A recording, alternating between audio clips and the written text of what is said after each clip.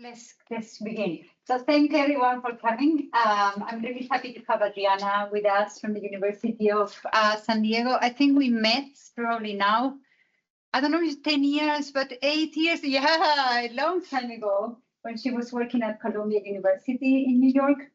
And we just connect based on similar interests. But the amazing thing I found about her that she, to an extent, has nothing to do with design in the sense that she's a nurse and a researcher, and she found information visualization. She started integrating that into her work, which to me was fascinating. So today she's going to share with you a little bit about what she's doing and how she's working with information design, data visualization in her research work with her participants and patients, and so on. So Adriana, thank you so much for joining. It's all yours. Thank you. And so now you can see my screen, you can see my slides, but not the Teams window, correct? You need to remove us from the meet. Okay, all right. There you are, perfect.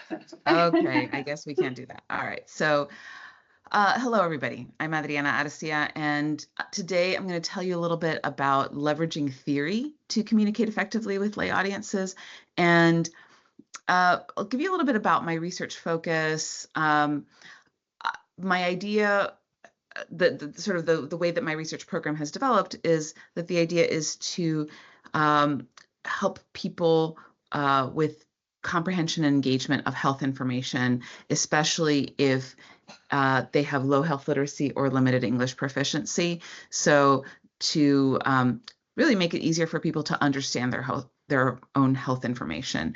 And I'm going to say we a lot because I've worked with a number of different people over the years in different teams. But what we have discovered over time is really, actually right from the beginning, we saw the importance of doing participatory design, where we're working with members of the target audience, such as, say, adults with asthma, something like that, to make sure that what we're producing is landing the way it was intended to. Because if you know information, if you know anything about communication theory, the message that you send is not necessarily the one that's received. So we want to make sure that there's a concordance between what we're trying to say and what people are understanding and interpreting. So, sometimes I do talks where I just kind of recap my research.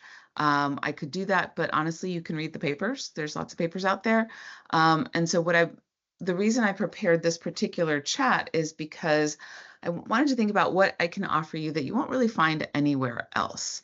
And I think that is with that theory piece and putting it together with a design piece. So I'm going to start with some examples of the work that we've done over the years, just so that you can get a little bit of a sense of like, what's the vibe? Okay, so here's one from the very first project that we did. The purpose of the study, there was a larger study that was a blood pressure trial, and there was a survey of the community in Northern Manhattan where we wanted to understand the health of the community. And so we did blood pressure, we did BMI, we did waist circumference, but we also did a number of self-reported measures like mental health measures and physical activity, fruit and vegetable consumption, that kind of thing. But blood pressure was the most important thing. And when we started to do this work, we realized that there was no literature to tell us what is the evidence base, what's the best way to show somebody their blood pressure. There were studies about other things, mostly risk communication, which is about part to whole relationships, what proportion of group A will, like the control group is likely to experience a side effect compared to, what proportion of the experimental group, but nothing for blood pressure. So we tried a bunch of different things, different formats.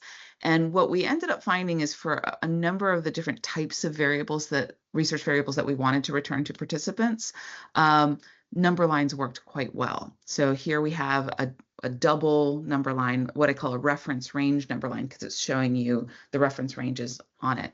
But we're also giving them other information as well about the context and what are the risks of high blood pressure. So this was a very popular graphic. Here's another one where we're using stars to show people overall health rating of themselves compared to other people in their research cohort to give the data back to them. And here's a BMI figure. We have a similar one with female figures. And you see the reference ranges. We have one for waist circumference that's fairly similar. And here's one that I think, Sheila, you put this one in your book, right? Yeah. Yeah. So this one is the research measure that it comes from is actually called the EQ5D3L, super memorable. But it is an overall health measure for which there are like international standards and norms based on lots of research. It's used quite a bit. And this one was a subsequent study where there was research done with Hispanic family caregivers of people with dementia, and we wanted to return the research data to those participants. So here we're looking at the caregiver's health, and we're looking at the level of caregiving burden that that person is experiencing. This is based on a measure called the literate caregiving burden interview. And if I say to you, you've got a 42, people won't know what that means, right? So these infographics are designed to help people interpret what these scores, the scaling of the score is kind of relatively arbitrary. So we have to explain, what does a 42 mean? Another one that's sort of similar is the Kessler Psychological Distress Scale. And we actually had to do some rescaling of it because the original goes from 6 to 30, which makes no sense to anybody, and people had trouble with that. But still, like once you rescale it, what does an 18 mean? And so giving people some idea of how to interpret their score. So this just to give you some idea of the kinds of infographics that we developed in the beginning. The stuff that we've done subsequently has been more complex. But I think for illustrating these concepts, even using the very simplest infographics is helpful. So, and what I'm going to show you, I'm going to make it sound kind of linear, but what we learned about different aspects of the process were not linear at all. Like we learned things piecemeal, and so I'm kind of putting it all together for you. So one of the theories that I found really helpful is Gagne's hierarchy of learning. Gagne wrote this paper in 1962 about teaching math to high school boys. And he made the observation that in order to know C, you need to know A and B first. So for instance, in order to be able to do long division, you probably need to have mastered your basic arithmetic, addition, subtraction, simple division, multiplication, before you get to long division, right? And so with this in mind, you have to order the information accordingly. You have to give people instruction in the right order so that they can get to the next step. And specifically, he thought, how can I order something so that people can take the next step given instructions alone, right? And what he suggested is that to find the hierarchy in the information, in the learning, you start at the end and you work your way backward. You say, what does somebody, like, what do I want them to be able to do at the end of this? What is the learning objective? And then how do I get them there from, if I go backwards, how do I decompose the task? And so when we do instructional design, this is, you start at the end. What is the learning objective for this course? And then how am I going to assess that? And you kind of break it down. So we're starting at the end by identifying the goal. And then that's going to help to determine your purpose as well as to suggest ways of measuring success. So excuse me, I'm sorry, I'm cat sitting and this cat is having the zoomies. I don't know if you can hear her. So you're going to identify your purpose. That will help you clarify who your audience is, which in turn will help you nail down what the content is and hopefully the format of your visualization, your whatever it is, your content that you're developing. So first we got to figure out what's the objective, okay? And I'm going to give you a couple of different tools for specifying an objective. The first is to use actionable terms, and the other one is to use Bloom's taxonomy. So let's go through those in turn. So this is actually from a CDC policy analysis handbook, but I really liked what they did here. They said, when you are analyzing something, you want to state the problem in actionable terms. So if you're trying to address obesity, that's not really an actionable issue, obesity, because what about it, right? If you say that a lack of access to fruits and vegetables is a problem, that's a much better statement of the problem, because already you can sort of start to think of solutions, right? It gives you some idea. Instead of saying that the problem is HIV/AIDS, maybe you're saying that the problem is actually barriers to sustaining HIV treatment, right? That's the sticking point, that's the pain point. And then you go, oh, okay, so how can we help people sustain their treatment? A third example, people are not doing enough physical activity, but if you dig a little bit deeper, you learn that actually a lack of safe spaces to be physically active is a problem, and that's something that you can act upon that, right? So that's one tip for thinking about how you are going to identify your objective, is clarifying what the problem is. Another thing that you can do is to use Bloom's taxonomy. Is anybody hold on, let me see if I can find you again. But by show of hands, is anybody familiar with Bloom's taxonomy? Got one person? Okay, all right. So probably in a syllabus for one of your courses, I mean, for all of your courses, you'll have learning objectives that'll say, you know, by the end of this course, you should be able to do blah, blah, blah, blah, blah. And they're usually things like critically analyze. There's these verbs like critically analyze, you know, insert topic here. And there's actually a hierarchy to Bloom's taxonomy. Bloom was a learning theorist, and he said that if you merely want to remember something, that is kind of a lower level skill than being able to apply an idea, which is lower level than being able to synthesize or create something new with this concept. So the same thing that you want somebody to learn, right? There's actually different levels of that. And so these verbs that people use when they're doing, developing coursework and that kind of thing, ask the instructional designer to choose how intensely does this person need to be able to understand this topic. So that's Bloom's taxonomy. And I suggest a quick Google, probably the Wikipedia page will do you good on that one. But here, this is from a paper by Adar and Lee that I cite all the time. I really like this paper. You can find it at the link there at the bottom. And hold on a second, I need to make myself a note. I'm making a note to send you the slides so that you can have these links.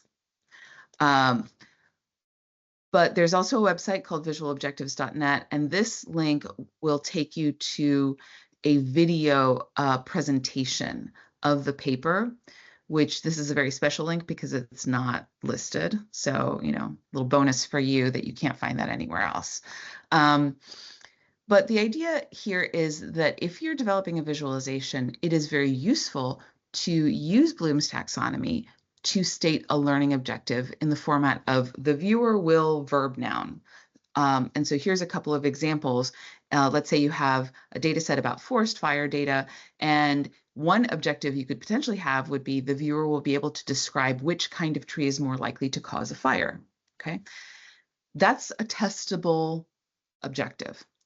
It's specific and testable. Alternatively, you could say the viewer will be able to describe the periodical pattern of forest fires in a year. What you start to think about, though, is that if you wanted to show somebody like which kind of tree is more likely to cause a fire, that lends itself to a different kind of visualization than being able to describe the periodical pattern of forest fires in a year. Oh, good grief. Shh. right, let me put on my do not disturb. Okay. So, for example, if you have the first one, which kind of tree is more likely to cause a fire? What kind of chart would you think that would be good for that? Anybody have an idea?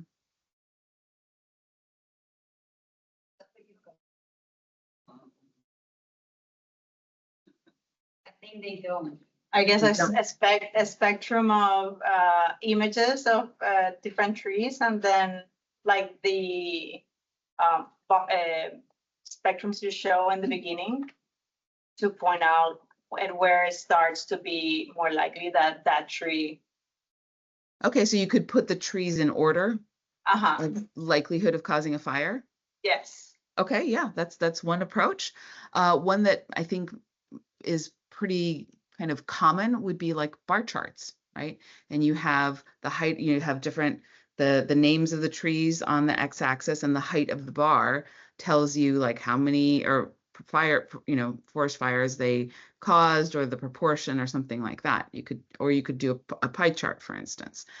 But the second one, the periodical pattern of forest fires in a year, someone might try to do a pie chart, but they're not going to be very effective. You're probably going to want to do something like a line chart where you can see the trend over time, right?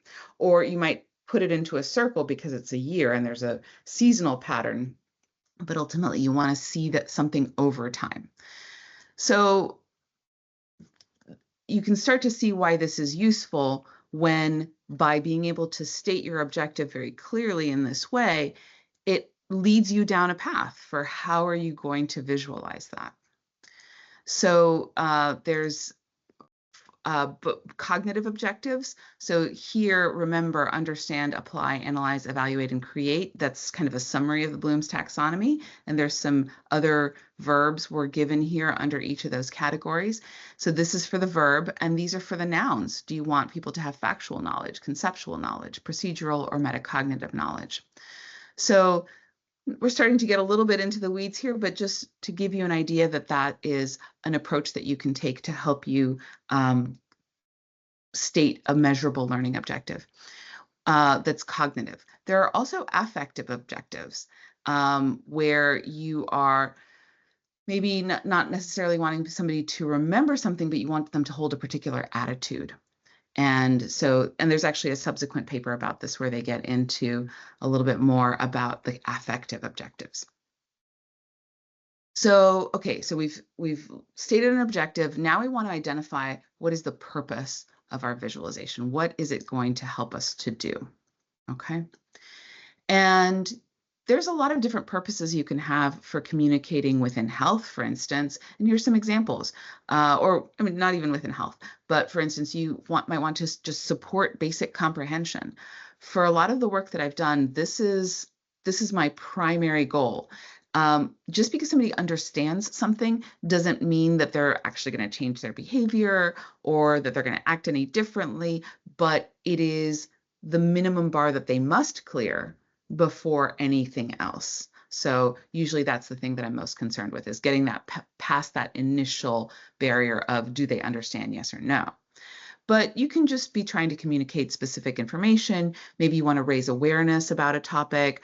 Perhaps you want to deliver a persuasive message instead of saying, here's information, feel about it how you will, but rather give it emotional valence and say, this is how you should feel about it, perhaps to engage or make emotional connection. Maybe you want to support somebody in their decision making, or maybe you want to make people to actually change their behavior and say, stop smoking, for instance. So I'm going to give you a little case study that for an infographic that we did related to asthma. So we had already identified our objective. Our kind of overall project objective was to promote adherence to daily inhaled controller medication. So for those of you who don't know, people who have very mild asthma, usually you can, like if you have an asthma attack, you can puff on your inhaler and it can help relieve your symptoms in the moment. But for people who have asthma that's, kind of a little bit more on the moderate to severe side, they need to take daily medication that's inhaled to keep their asthma under control. And people often confuse the rescue inhaler, which gives you immediate relief, to the controller medication. And it's hard to get people sometimes to take their daily inhaled controller medication. And so my colleague who suggested this project, who's the asthma expert, she says, you know, a lot of times we focus on showing them how to use the inhaler, but maybe we need to put more emphasis on why. Why should you be using the inhaler?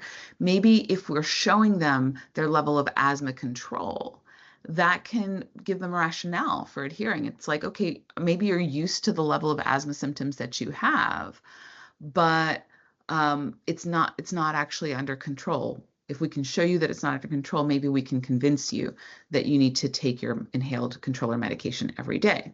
So I'm going to show you, this is the infographic on the right-hand side.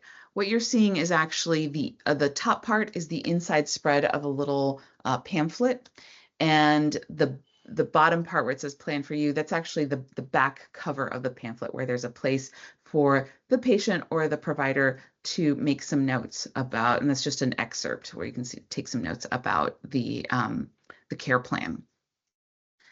But in order for somebody to interpret this, they need to have, there's certain mental tasks that they need to accomplish. One is that they need to be able to identify the numerical value, right? In this case, it's 3.2. Then they need to interpret the meaning of that. In this case, controlled or not controlled. They need to make a value judgment. Is that good or bad? And we're using different visual clues like the little figures and the colors to help people make that value judgment. And then they need to be able to decide on a course of action, which is what that plan for you section is about. Okay, so here this is based on, we had done a lot of work with number lines, so we were very confident this was going to work. And when we did participatory design, we settled on kind of our final design very quickly because we had a lot of prior work to build upon. But we also wanted to do something else. We wanted to share people's pulmonary function testing results, or their lung function testing results as well, to support this rationale for the need for adherence. So if you've never had a pulmonary function test, what you do is you blow hard and fast into this tube that's connected to a computer, and it measures how quickly can you clear your lungs, how fast can you empty them, because that tells you something about how well they're working. And so here's a little snapshot from an output of a pulmonary function test. As you can see, there's lots of numbers. There's these charts that are kind of confusing to interpret. If you're a clinician, if you're trained as a nurse or a physician, usually if you're going to do this, you're going to need additional training to tell you what this all means and how to actually interpret these charts. Because what you're seeing is that the chart on the left, for instance, shows you liters of air on the x-axis. So you see 1 through 5 liters of air. And on the y-axis, it's showing you liters per second. And let me tell you, I had to sit with that for a while. And I had to think about that. And I had to go, okay, liters over liters per second. Okay, I think I get it. Nope, no, I don't. Like, it took me a long time to be able to really understand what I was looking at. So my co-investigator, Maureen George, she thought, if we can maybe pick out maybe 1 or 2 pieces of information from this and teach patients what they mean. And then, because when you have asthma, it's a chronic condition, so you're going to come back, again and again. Maybe we can give them like one number that they can track over time, and it can mean something to them, and they can see how are they doing with their asthma. So we thought, what does the visualization, what functions does it need to achieve? Do we need to teach them terminology, because there's all sorts of jargon that goes along with the PFT? Do we want to show them the extent of the pulmonary obstruction, because what asthma does is it obstructs how quickly the air can get out? Do we want them to track a particular metric over time? In this case, it's forced expiratory volume. Do we want them to be able to do a basic interpretation of that chart that I showed you? That's what's called a flow volume loop. Maybe we want them to be able to make value judgments about PFT results, right? So we spend a good amount of time just trying to figure out what are we trying to accomplish here? And it's an iterative process. It's not, doesn't happen instantly. So here's the very, very first draft of what we created, because what happened was that Maureen said, hey, I've got some focus groups coming up in 2 weeks. What can you do? And so I threw this together in a panic. And what we see is, here's how much air you blew out in 1 second. And we're giving people what that terminology is. And okay, it's 2.7 liters. Here's how much air patients like you are supposed to be able to blow out in that time. And then we wanted to show them kind of the summary. That means that you can only blow out 71% of what's expected for patients like you. And so what I was trying to do here is, with a little icon array, show people that part to whole relationship, the 71% out of 100%, because I thought, you know, the theory tells me that I should focus visualizing whatever's kind of the hardest part of the sense-making process. And I figured this 71% out of 100, that's probably the hardest part, combined with like what percentage categories are, like what moderate, you know, mild obstruction, moderate obstruction, severe, that kind of thing. Maybe that's where people need the help to be able to interpret this FEV 1% predicted, right? Try to say that 3 times fast. So here what we're doing is we're introducing terminology, we're giving numerical results, we are showing that part to whole relationship, and we're defining categories and helping people make value judgments. Well, would you believe this didn't work? People did not like this. And one of the reasons they did not like it is because they said, no, this is wrong. The colors should be switched. And I'm like, the colors should be switched. Yeah, it should be, the dark should be on top. Because if it's on the bottom, dark is like obstruction. For them, dark is like the gunk in your lungs, and it should be light where you can fill your lungs. Okay. Turns out, let me see if hold on, let me look at my slides again. Let's see if I have a thing about that. Yeah, so we'll come back to a little bit later to why this didn't work. I figured out later why it didn't work, but it wasn't obvious at the time. It was when I was writing the paper that I figured it out, because I came across some literature that clarified it for me. But at this point, we had done a few focus groups, and we got funding to specifically focus on this project. And then I got professional help. I got a designer to work with me from the beginning of the process. And here's one of the things that the designer created for me, where we're trying to illustrate with balloons the different categories. We're still giving people the math at the bottom, but we're trying to, this still didn't work. People were like, it's a lot of numbers. I don't know. It feels like a lot. And this sort of illustrates this idea that finding out what people want is not the same thing as asking people what they need. Because you can say, okay, how do I make this better? And they give me my favorite type of feedback, which was, I don't know, just make it clearer. Oh, why didn't I think of that? I'll just make it clearer. Sure. So sometimes people cannot tell you how to fix it. Usually, I would say they can't tell you how to fix it. What they can do is try to help you identify, to help you diagnose the problem. And so as I thought about it, I thought, I need to kind of do a visual explanation. I need to walk people through the logic in order. And what I'm going to show you is the final product. After we did a bunch of design and with the help of my professional designer. So here what we're doing is we have the title, what do the results of my lung function tests mean? And then we're walking them through in order. Today, this is how much air you blew out. What is that? Turns out that's about as much air as would fit in 3/4 of a 2-liter bottle of soda.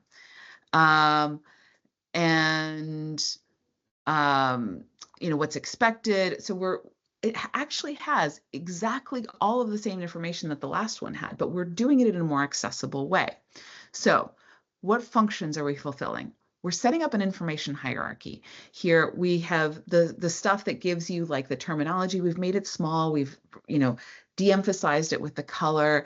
We're saying that's not the most important thing. We're putting in big and bold the things that are the most important. We're highlighting the main takeaways.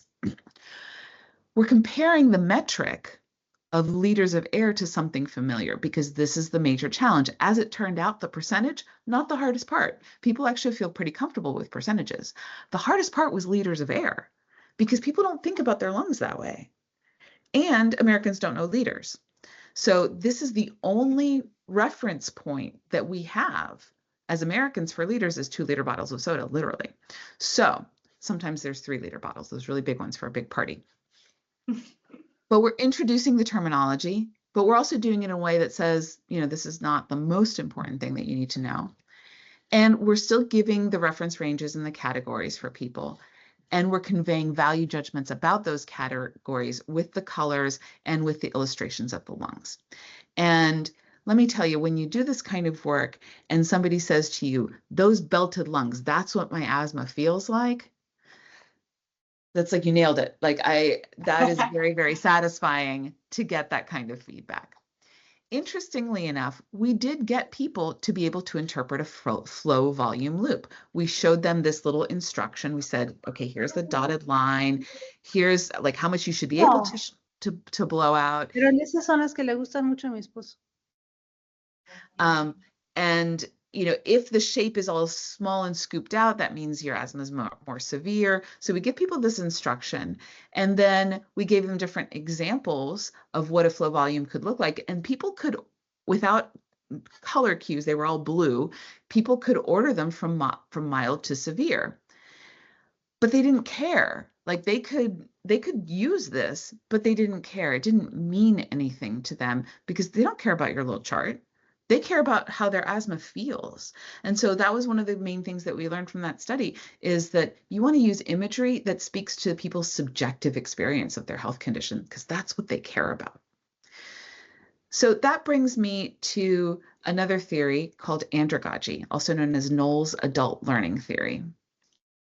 Because Knowles points out that adults who are just doing things in life are problem-based learners, right? If you have somebody who's an undergraduate who, sure, they want to get a job, but they're also there for the love of learning. They're in a classroom, they're hoovering things up just to know them.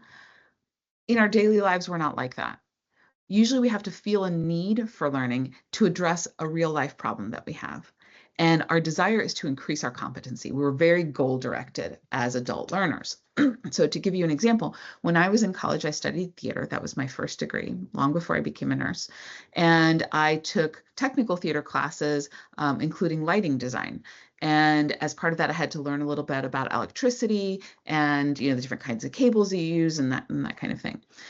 And so in 2016, I purchased a co-op apartment in Upper Manhattan, and I wanted to change the light switches from beige to white or something. And it's a very simple thing to just change the little wall switch. Did I go back to my textbook and read up about electricity? No, I watched 3 YouTube videos and I changed the light switch, okay? So if we are thinking about that, then that can help us understand the needs of our audience. So if we want to understand our audience, we want to know what known characteristics are relevant. This could be culture, this could be level of health literacy, the level of domain knowledge. What background knowledge will they have? For instance, are they a professional patient? Are they an experienced patient? Have they had asthma for years and maybe they know more about it than you do, right? Or are they newly diagnosed and everything is brand new to them? Those are very, very different audience members. In what context are they going to encounter your communication? For the very first project, when we were returning data to participants, the original plan was to just mail them something. So they were going to be on their own. The infographics had to be completely self-explanatory. There was going to be no human support, no technological support to help them understand. But for the asthma graphics, those are not intended to stand alone. Those are, meant to serve as a communication piece in a clinical visit. So it's mediated by the clinician. They're walking you through it. We're having a discussion, right? There's a human support there. You want to think about what verbal and visual vocabulary do the message sender and the recipient share. So in what ways do you speak the same language, and in what ways do you not? How can you focus on the areas where the words and the images that you're using are speaking the same language? Have y'all heard of Edward Tufte? Yes, okay. So I took his workshop back in 2014. He did a day-long workshop in New York. And one of the takeaways from that talk was, he said, look at what works in the wild. And what he meant was, if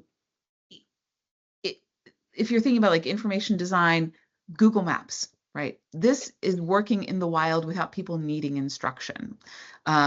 Supermarket circulars, right? Those little handouts with the coupons and stuff like that. That is a format that ordinary people can use without training. It works in the wild. And I was like, okay, I'm not sure how that's going to translate into what I'm trying to do, but cool, thanks. And what analogies and imagery are meaningful to your audience? So let me give you an example. When we were doing the stuff with the dementia caregivers, we had to, as part of a larger infographic, show different symptoms that can happen with dementia. And one of them is depression. And so we're trying to come up with a little icon for depression. And here you'll see two different ones that we tried. And the feedback that we got on the eye with the tears was, a guy pointed out that sometimes when people murder someone, they'll tattoo a teardrop next to their eye to represent each of the people they've murdered. And I actually knew this, but I'd forgotten about it, right? It's not a big part of my day-to-day life. And I was like, oh my gosh, you're absolutely right. That is a cultural phenomenon. That is an association that people have with that imagery. We cannot use that. Whereas this like head in the hands, this is something that people understand. If you do a Google search, like a Google image search, you can do it right now for depression, you're going to see a lot of head in the hands imagery. This is culturally understood to represent that. So we want to understand our audience. And that can help us determine what content is actually going to be in your visualization or your information packet. So why did this work? This works because it's information rich. We had simpler versions that were just like these stoplights that had just systolic and diastolic and just the two numbers, and you just have the colors, but without that number line, without all this other stuff. People wanted more information. Just because someone has low health literacy does not diminish their desire for information. You just have to present it in a way that they can use.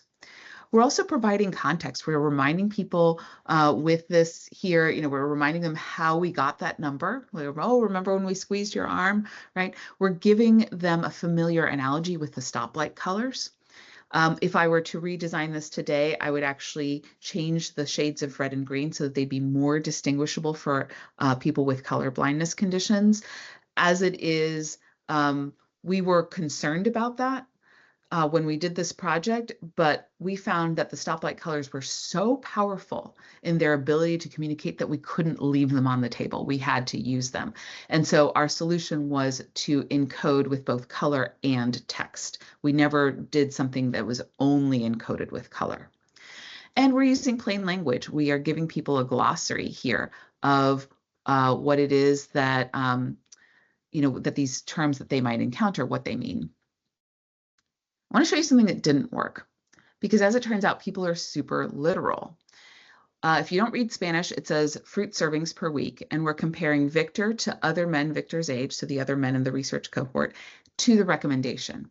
And when people saw this, they would say, wow, Victor really likes apples. Like apples, apples, apples. That's a lot of apples. People weren't talking about other kinds of fruit. They weren't generalizing. And once in a while, there'd be somebody like that one person in the design session who had the college degree and would say, actually, that recommendation only works out to 2 servings per day. And people go, oh, I guess you're right, but oh, that's a lot of apples, right? People were just, so lesson 1, don't make people do mental math. I did it this way because I didn't want to have decimals. I didn't want to report to people that you reported like 1.3 servings per day. But ultimately that ended up being better than making people do the mental math. But people said, yeah, I mean, if you want us to think about fruit more generally, you have to show a variety of fruits. It's not enough to show an apple.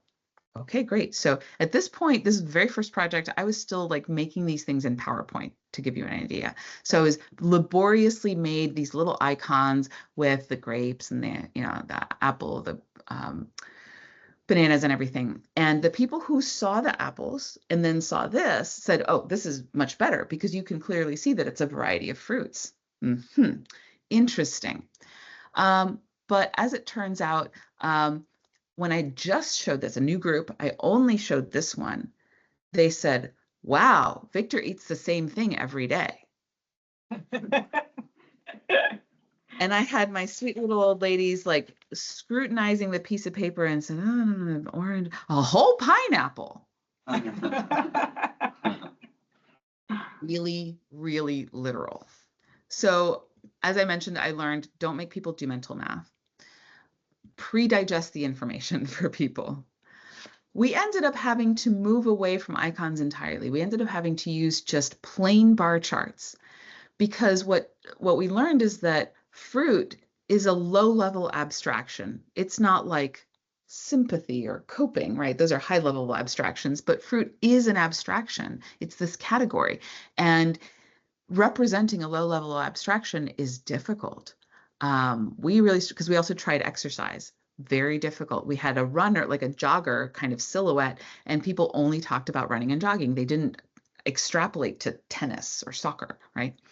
So we had to do something by using plain bar charts. What we were forcing people to do was to read the heading because people would systematically skip it. And the only way that we could get people to do that was by stripping out the images.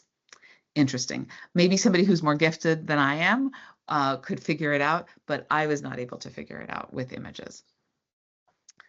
So we also learned that things are where the message that people get is the message that we intended to send when things are clearly metaphorical. So here we have a measure of fatigue, and we're showing people how run down do you feel, and almost everybody understands this. The 2 sweet little old ladies who didn't understand this were the ones who didn't have cell phones, and they had not been trained on this format. Anybody who owns a cell phone understands the consequences of the one in red, right? And you can then say, this is a metaphor for my body. You're not saying, I have an actual battery that's run down. It's clearly metaphorical. Similarly with the trees. I had, one participant who didn't vibe with this. He's like, oh, well, I'm not a tree. He didn't connect with it, but he understood it because he understood that it's a metaphor. We had another one, and I showed it at the beginning. Let's see. This one also clearly metaphorical. And it works because people understand that their health is not stars. That's a big difference between, that is the big difference between this kind of, there's little icons, but it's not the same as these little fruit icons because the fruit are repeated instances of a more, of a more general class of things, in this case, fruit. Whereas the stars, they're intended to represent value judgments about quality. It's a different kind of category. So even though they're both icon, like little icon arrays, they function differently. So it works if it's clearly metaphorical, which brings me to conceptual metaphor theory. This was the paper that, now I understand things. So I found out about this theory from the paper that's listed at the bottom left. It's a paper by Paul Parsons. It was a workshop paper. And he pointed out that when we use different graphical conventions that feel intuitive, that the reason that they feel intuitive is because they reflect some aspect of our lived experience of having a body and being in the world. So let me explain what I mean by that. In Lakoff and Johnson, conceptual metaphor theory is actually a linguistic theory that says that we use kind of what we already know about something to learn about something new. So for instance, if we are trying to learn about what is argument, what is that really, what does that mean? And if somebody says to you, an argument is like a war, then there are logical consequences to that conceptual metaphor. And those logical consequences are called entailments. So if argument is war, that means that there are opposing sides. That means that you can be armed or disarmed. That means that this is an adversarial relationship. But if I say to you, argument is a dance, then there are different entailments. You think about it differently. You think, oh, this is a give and take, right? There's a partnership involved. The choice of conceptual metaphor profoundly influences the way that you think about the thing that you're trying to learn. And so when we think about a bar chart, the convention there is that more is up, right? Sometimes you see bars that go down for like negative numbers, but for the most part, we use more is up. Because if you've ever filled a container of water, you understand experientially from having a body and living in the world that more is up. If you've ever made a stack of books, more is up. We use the convention that time is distance. So when we have a line chart and we have the dates across the x-axis, right? Time is distance, because if you've walked down the street and time was passing, you understand experientially that time is distance. Excuse me. So you have that little chart there that gives you, from another paper, that gives you some types of conceptual metaphors that people use. And so once I understood this theory, I was like, now I know why the asthma thing didn't work. Because here I was trying to say lungs are a container and you can fill them up, right? Or not. And that's not what my participants saw. They saw good as light and bad as dark. So we were applying different conceptual metaphors, and that's why we couldn't talk to each other, right? That opened, I'll pick this up for me. What I realized is through the design process, I ended right back at lungs are a container. Like I couldn't let go of that, but I did it in a different way. And furthermore, there's another conceptual metaphor here, which is air is a liquid, because air does not function like this. I've shown this infographic to hundreds and hundreds of people over the years, and I hesitated to do this because I know that air doesn't behave like this. Air expands to fill whatever container you give it. But nobody ever complained until I showed it to a physicist who nearly lost her mind. She's like, but I'm like, I know. But people don't complain because it's useful. They're willing to suspend their disbelief. They're willing to forget what they learned in, middle school physics class or whatever, because this is helpful for them to understand liters of air, which is difficult, right? This idea that air is a liquid makes this accessible to people. That's why this conceptual metaphor worked. So one last, I think this is maybe one last theory. Yeah. One last theory is Klein's data frame theory of sense making. And in many ways, it's very similar to conceptual metaphor theory in the sense that it's about making sense of new information. In this case, Klein says, we're like walking around in the world, we're encountering new data and we're trying to make sense of it. And the way that we do that is that we select a frame. A frame could be a schema, right? Or just a way of thinking about things. A conceptual model could be a frame. And we select a frame and then we compare the data to the frame and we say, is there a good fit? And if there's a good fit, then we know what to make of that information. The model, our mental model says that if, that if I hear a meow, that's probably a cat, right? Because I have a mental model for what cats sound like, right? But maybe it's not a good fit.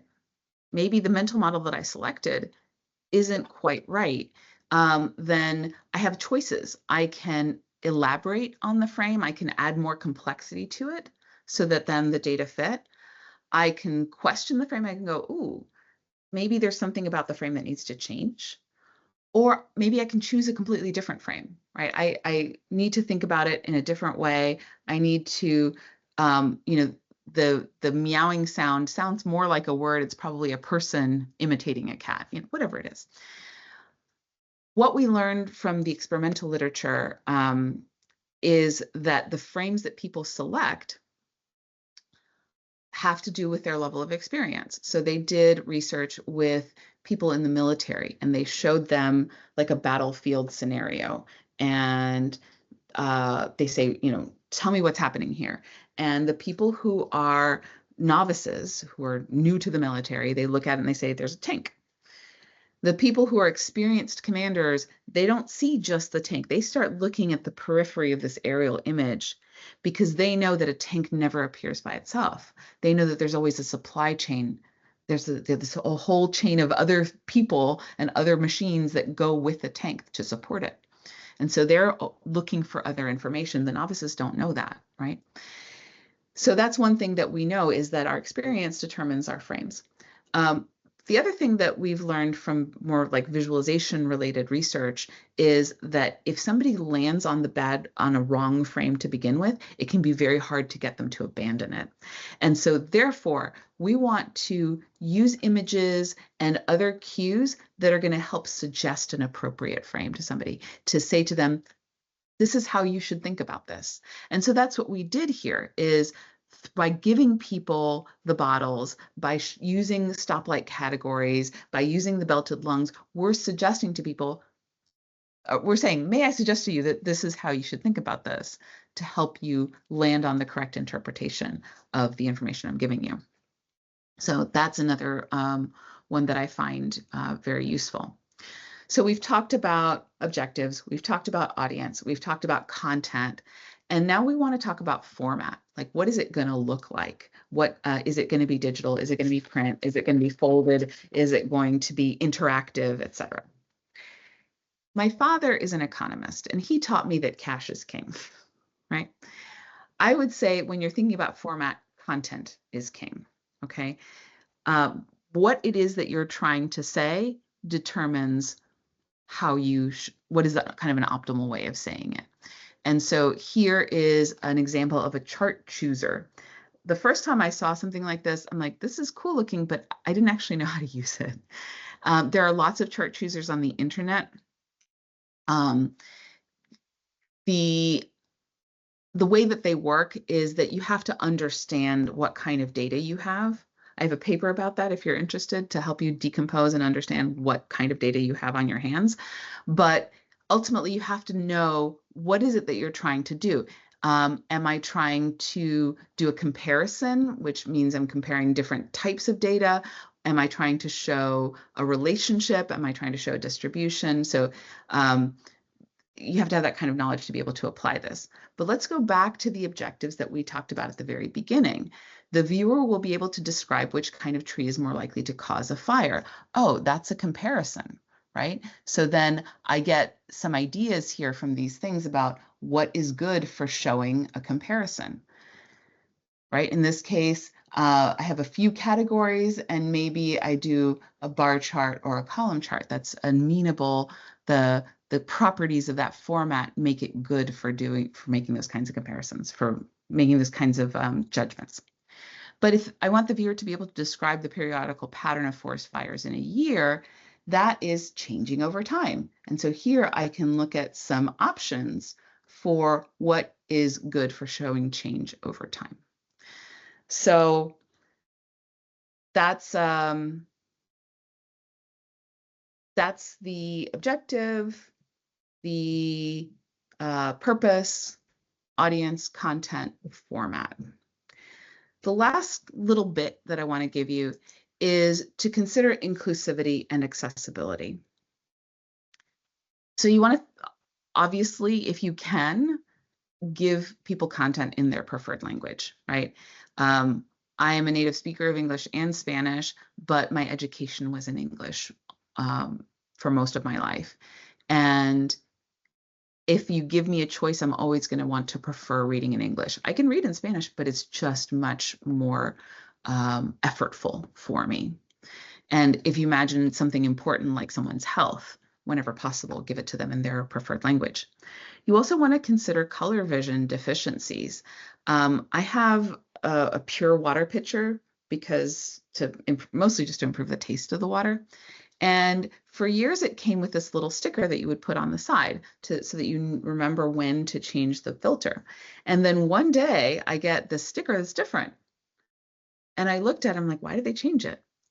And I realized they did it to make it more accessible for people with color vision deficiency. So what I did was I scanned these stickers and I ran them through a color blindness filter. And here we can see that the one on the left, it's not as distinguishable. But if you use the right shades of red and green, on the right, it's still distinguishable, like the different shades.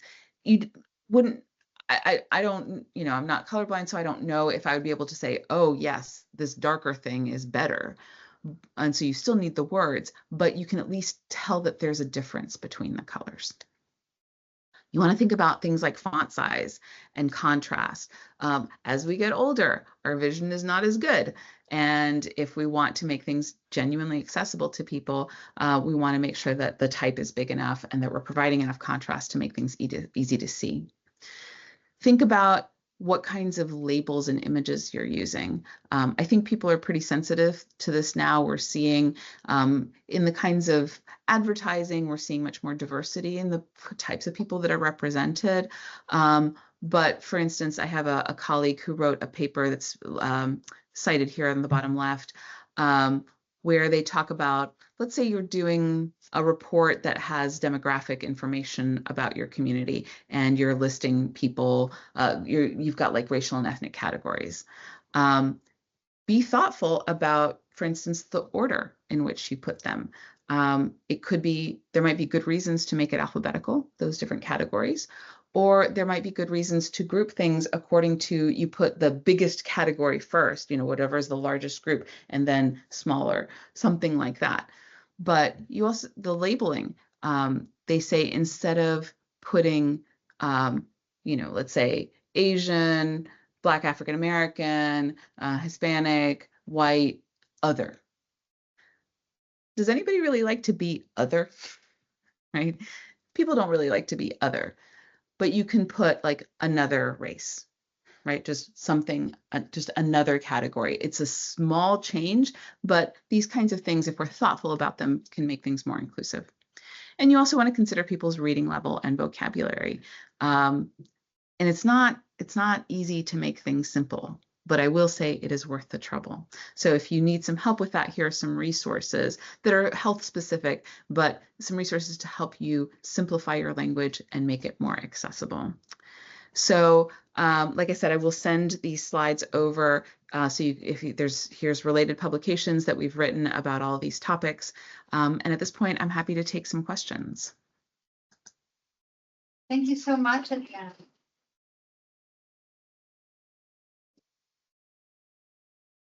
People online, if you have questions, you can unmute and just ask directly. People here, the hands and ask anything.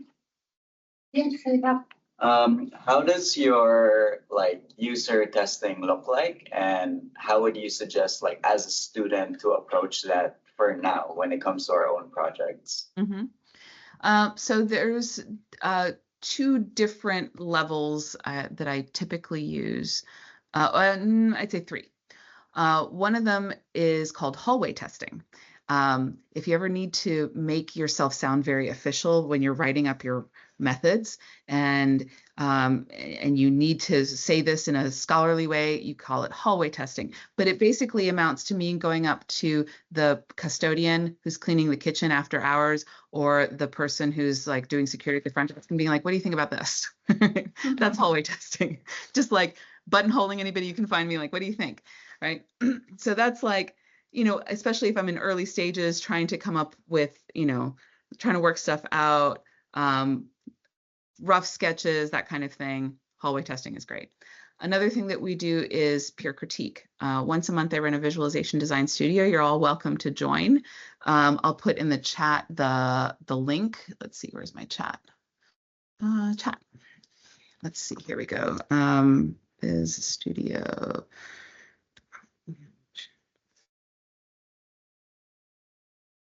I think that should work.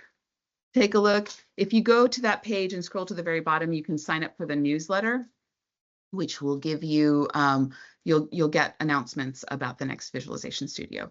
But this is something where we often have critique of work in progress. So people will come, show us what they're working on, and they get critique from people who are maybe domain experts, meaning they're knowledgeable about that topic, or who are design experts and know something about design more generally. So that kind of workshopping is really valuable, especially when you're a student, because you may have very limited resources to work with participants. And so once you have them, you want to make the best use of them. So you want to kind of get a lot of the low-hanging fruit out of the way and before you take that valuable time with them. The way that we do our design sessions is that we recruit people who are part of that target audience as close as possible. And we do iterative design sessions. And so I like to print out on cardstock because it's easy to manage. And I'll say, okay, everybody, let's all look at this image. Okay, everybody is looking at this. Okay, tell me what you think it means. What do you think we're trying to tell you with this information? And we have kind of a round robin discussion. Usually we'll show multiple versions of the same thing. Okay, we'll say, okay, this is the same information, looks a little bit different. Which do you like better? We'll have people vote, for instance. So that's really helpful for quickly narrowing down what is working and what isn't. Because when people don't understand something, it becomes pretty apparent, because they'll tell you, oh, this means I should have 20 Cokes a day. No, it does not mean that, right? So it's not a rigorous test of comprehension, but it can help you a lot. And then we also ask for suggestions. We get feedback like, you shouldn't use that crying eye because it makes people think of murderers, right? And I like to do sessions that are like 3 to 6 people. That the number of iterations tends to matter more than the number of people, because every time you learn something, right, you adapt and you change it before you take it to the next group. We do sometimes do, excuse me, with infographics that are very complex, that have a lot of data on them. Then I go towards smaller groups or individual people, because there's a lot to talk about and people get bored waiting to contribute. But I think the hardest part about that from the perspective of being a student is the recruitment piece, in terms of getting access to people who are your target audience if they're not your colleagues, right? And having the funds to compensate them for their time. So sometimes you can find people who are volunteers and who will do it for free out of the goodness of their hearts, especially when you're a student. But try your best to approximate, even if you can't get someone who's exactly like what you're looking for, try your best to approximate that in other ways. If you do, so much of our, especially psychology research, is based on like college undergraduates. They are not representative of the rest of humanity, right? A lot of our data is based on people who are weird, Western educated, I can't remember what the I is for, rich and democratic nations, right? You know, it's not necessarily going to cover all use cases. So that's my suggestion there. Well, thank you. You're welcome. Other questions? Online.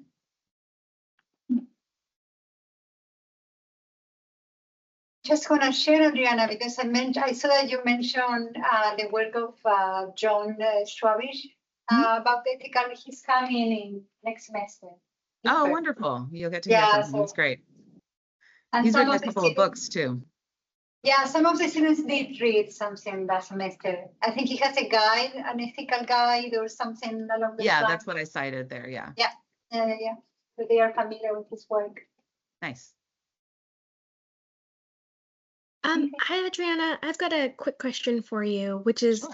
obviously there's so much kind of research and development that goes into your visualization practice. What does kind of the dissemination then of those visualizations look like? Where do you kind of like see them appearing? Do you have different hospitals contacting you? Just kind of curious about that next step post creation and design. Yeah, excellent question. So one of the things that's tricky about most of what I showed you is tailored infographics. I think everything I showed you is tailored to the viewer. So you have some information about the viewer and you're showing it back to them. To do that, you can't just have somebody frantically drawing. You need computation. You need software to generate those images for you. And over the years, we've had a few different versions of software. Actually, I think it's working if you go to bitsy.pix. You can demo the asthma control score with the number line with the little people. There's open source software that creates that image. You can spit out a PDF. But the stuff that we did initially, it was for experimental purposes. It ran on a virtual machine. It was syntax based. If you missed a semicolon, it wouldn't run. Not user friendly. We have been working towards like getting something that is a system that is what my colleague, my mentor and co-investigator calls industrial strength, where the general public can use it to create the infographics when they need them. And our last project where we developed COVID-19 testing and information and vaccination infographics, that finally gave us the funding that we needed to build a system. So we do actually have a thing that currently makes a couple of COVID infographics. Eventually, we will load our entire back catalog on there to create all of the infographics we've developed so far. But we are still have to do the heuristic evaluation and usability testing of that platform. So it's not ready for prime time just yet. And unfortunately, that's mostly on my co-investigator's plate, and she has a lot of other things going on. So it's been a little bit of slow going, but we do hope to make that available to people. That's designed currently primarily for the needs of community-based organizations that want to share health information with the community. But ideally, we'll get to the point where it can be attached to an electronic health record and a whole health system can use it, that all their providers can use it. Or if you're a solo practitioner, you've got your little clinical practice that you could use it that way. That's the plan. Thank you for that.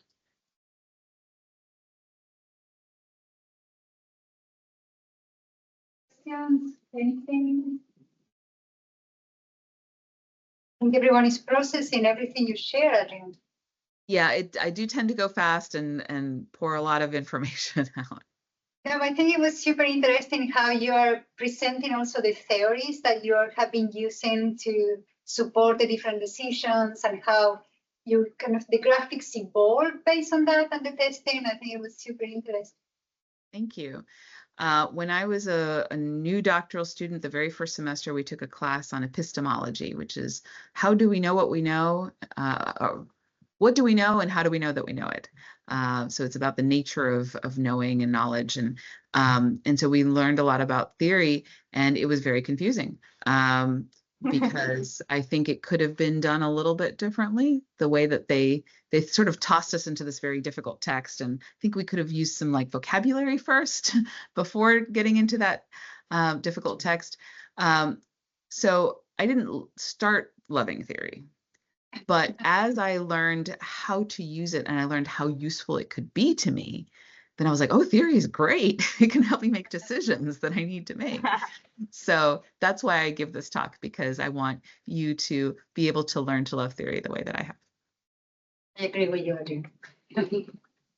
I just wanted to thank you personally for opening up. I think I might be talking for some of us that are working on our thesis. This is very enlightening, and I love that how you show that you start somewhere and you don't need to have everything under control or not understand everything, right? You just start somewhere and then build up from there. And trying to create these practical steps that get you where you want to be.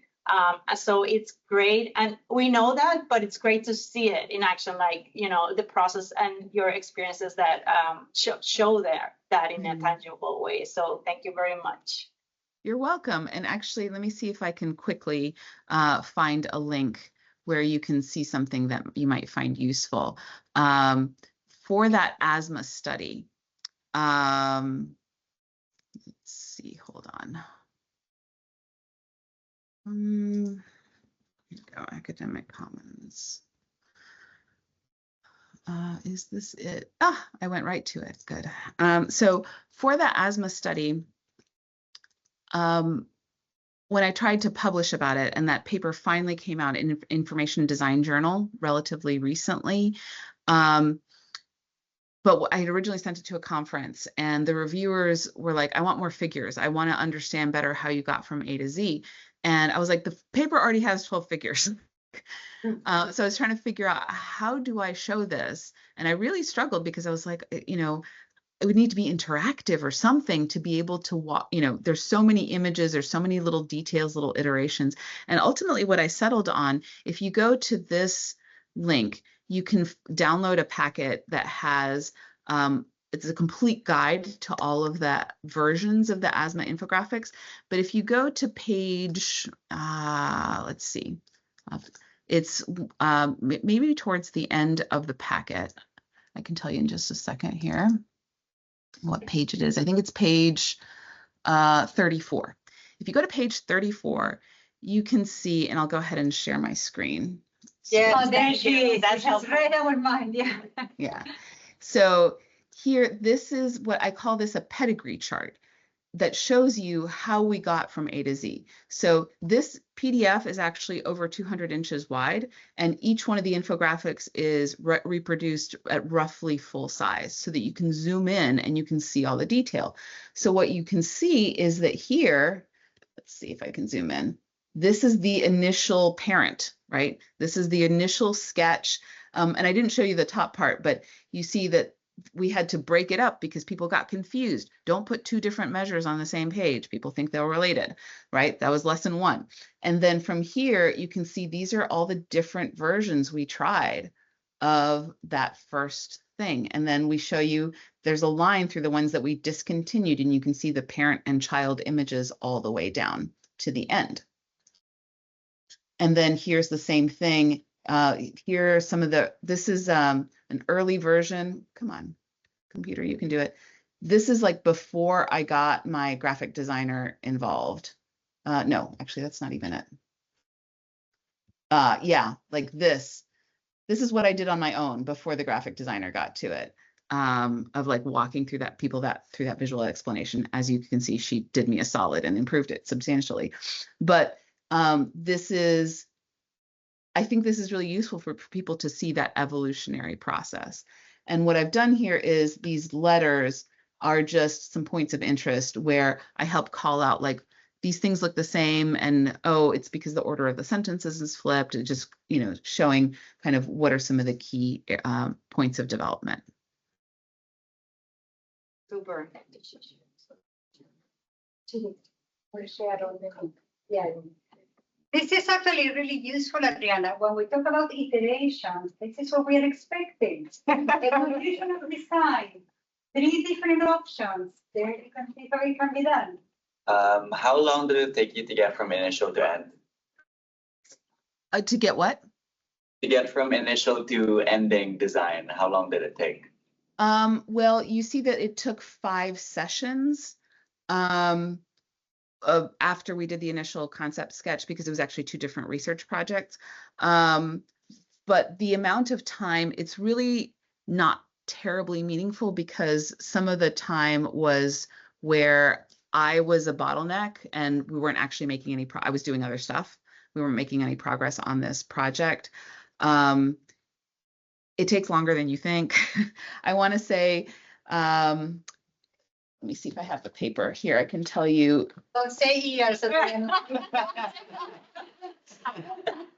Let's see. I think I might have, okay, here, I have the paper. I think I say like how long, you know, from the beginning to the end.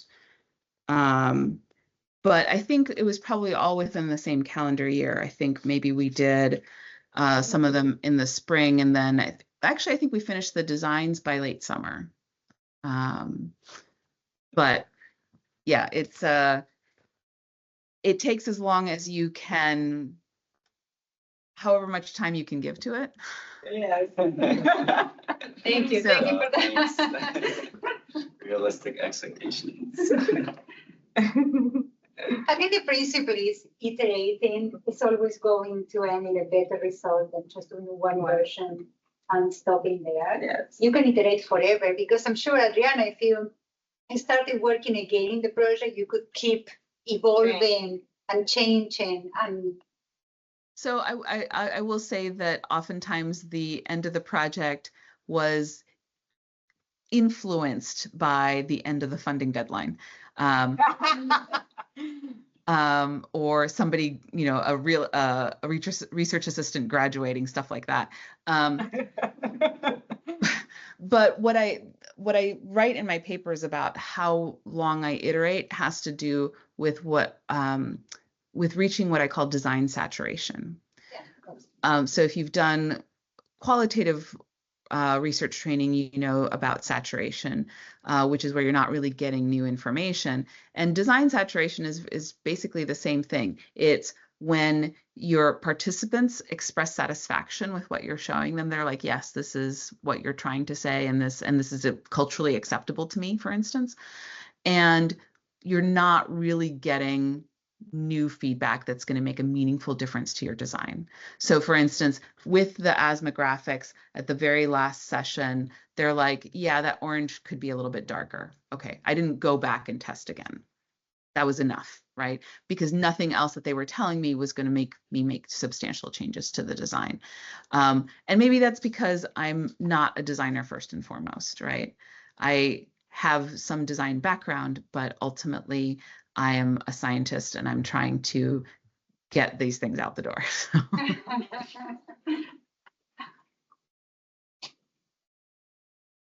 More questions? I know, guys. The guys need to go to class, and I think we can wrap up here. Thank you so much, Adriana. You're your very, talk. very welcome. It's been my pleasure to talk with you.